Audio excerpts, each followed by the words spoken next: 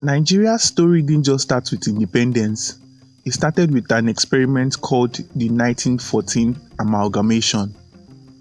The British stitched together the northern and southern protectorate into one entity, not for unity or prosperity, but for administrative convenience and profit. That shotgun marriage left Nigeria with deep ethnic, cultural, and regional divide that still haunts us today.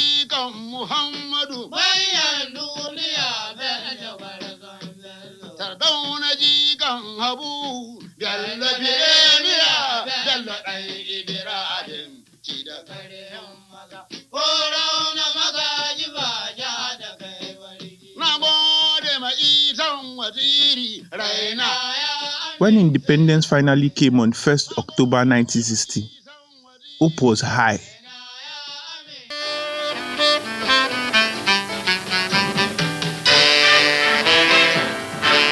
But the First Republic barely lasted 6 years before collapsing into coups and counter-coups. By 1967, we are at war with ourselves.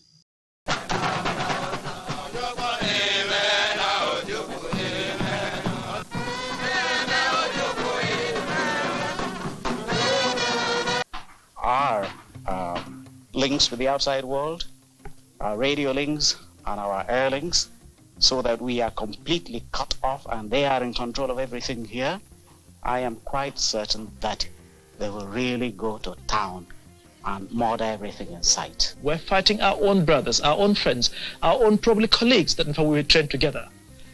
Now, I accept them as my people. I don't call them enemies. They're not my enemies. That's why in fact we don't use the word enemy. We use the word only rebels against Ojukwu and his clique and those in family that fight for him, but not against all the Igbos. Now, therefore, we've got to do. We must not do anything that is going to make it impossible for us to reconcile at the end, or it will make the winning of the heart difficult in the end. The Biafran war claimed over 1 million lives, leaving scars that still bleed into our politics today. What followed? Military men in Agbada and Khaki ran the country for decades, from 1966 to 1999. Nigeria spent 28 out of 38 years under military rule. Dictators like General Sani Abacha turned the treasury into a personal ATM. The Nupang and the Pangasin at both national and state levels are hereby dissolved. This action is with immediate effect. A sole administrator will be appointed immediately to oversee the affairs of both unions. Oil wealth, which could have built a modern nation, instead built Swiss bank accounts and foreign mansions.